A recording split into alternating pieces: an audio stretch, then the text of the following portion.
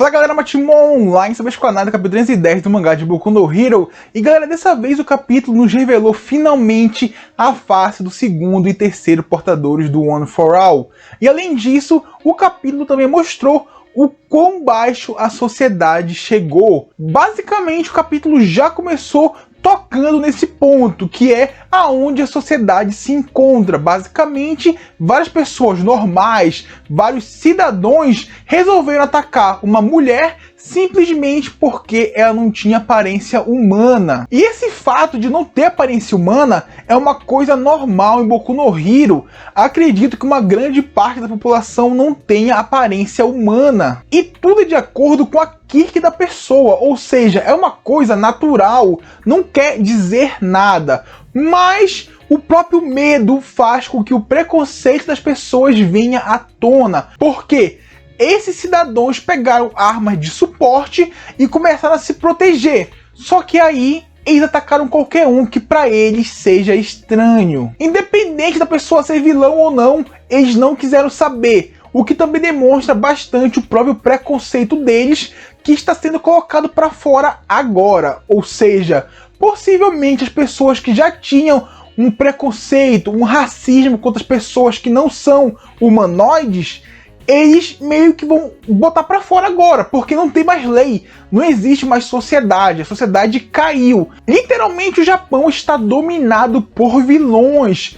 E lógico, a partir do momento que está tudo liberado, as pessoas demonstram quem são de verdade, preconceituosas e racistas, porque por mais que ela estivesse falando que não tinha feito nada, e ela realmente não estava fazendo nada, ela não estivesse atacando, não estivesse nem ao menos fugindo, eles não se importaram e decidiram atacar ela para matá-la, porque assim eles, os cidadãos de bem, ficariam mais seguros, já que ela tem uma aparência intimidadora, ela não é que nem eles.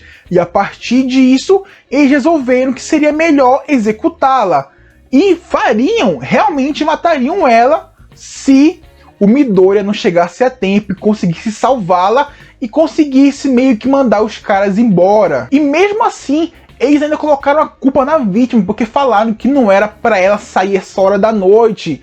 E a própria vítima se culpou, porque ela falou que quando começou tudo, a cidade não foi afetada. Então ela achou que poderia ficar em casa trancado até que tudo voltaria normal. Só que infelizmente não voltou, a destruição aumentou, os crimes aumentaram e ela decidiu sair de casa para ir para uma escola se refugiar, assim como grande parte da população. E que por causa disso, por causa do medo, ela agiu no impulso.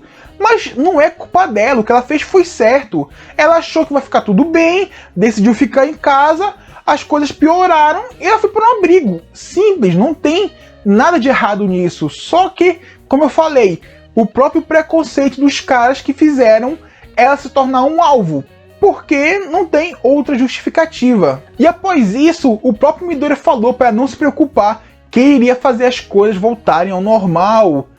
E galera, após essa cena pesada, esse começo pesado e tenso, veio uma cena engraçadinha, que foi quando o All Might chegou no local e o Midoriya pediu para ele levar a mulher para um abrigo. E nessa hora o All Might entregou para ele uma marmita com costeleta de porco. E cara, foi muito engraçadinha a cara do Midoriya. E é muito fofinho ver como o All Might se importa realmente com o Midoriya, porque ele foi até o local do crime só para entregar uma marmita para o Midoriya. Galera, simplesmente muito fofo.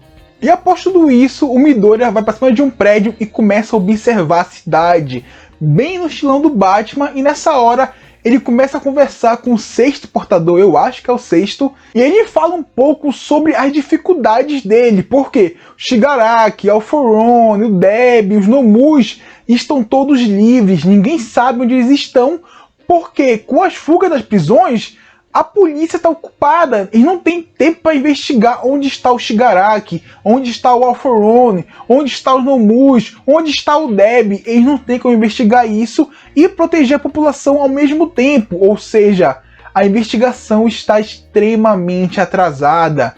E não apenas isso, como o Shigaraki, com o Alforone, conseguiu acabar com o Endeavor e com o Aizawa juntos, e o Midoriya finalmente se deu conta que se ele não conseguir liberar todo o potencial do One for All, ele não vai conseguir acabar com Shigaraki.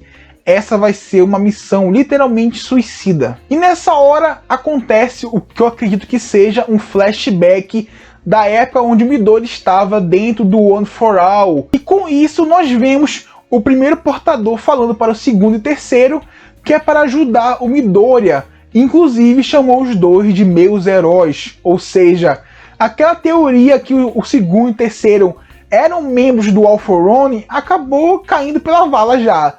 Com certeza os dois não eram membros e isso é fato, porque após isso o terceiro portador começou a contar a história deles dois, que eles viveram num período muito caótico que foi quando o All For One estava dominando tudo, quando ele criava o seu reinado de terror.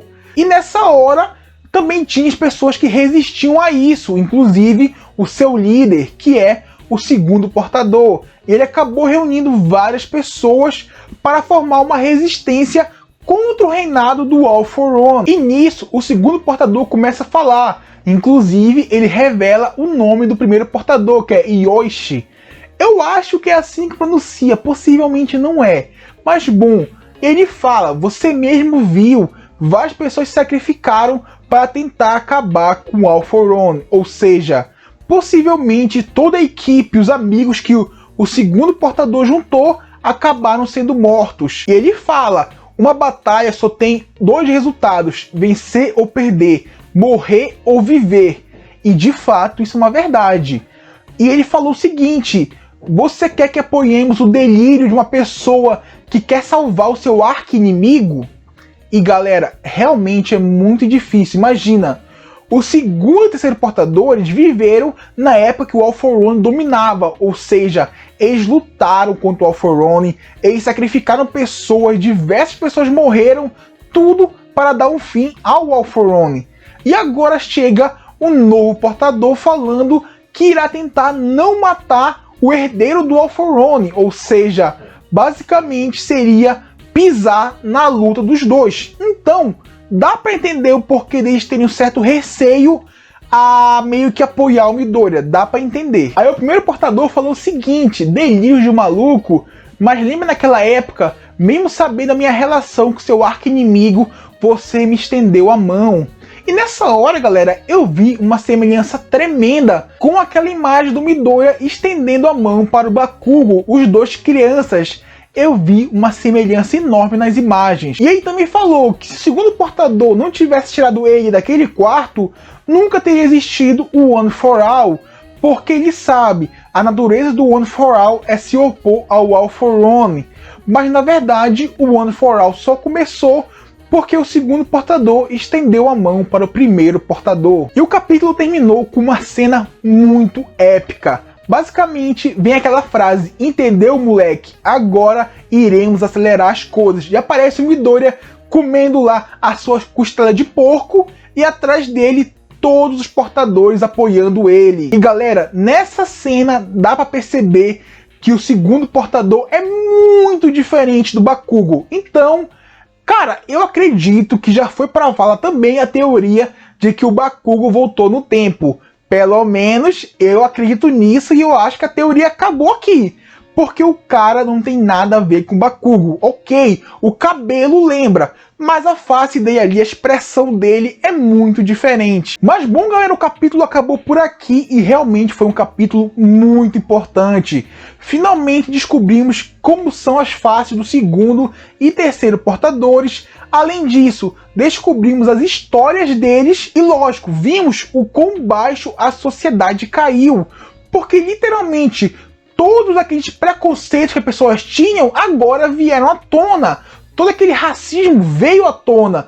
Se uma pessoa aparecer um pouco mais ameaçadora do que outra, eles vão atacar. Se uma pessoa for diferente do que para eles é normal, eles vão atacar. Eles não vão se importar se a pessoa é do bem ou do mal, se é um vilão ou não é, se a pessoa estiver pedindo socorro, ajuda, eles não vão se importar, porque tudo o que importa para eles é o que eles mesmos acham que é certo. Ou seja, aquela mulher no começo do capítulo pediu socorro, ajuda, falou que não iria atacar e não estava atacando, e mesmo assim as pessoas iriam matar ela.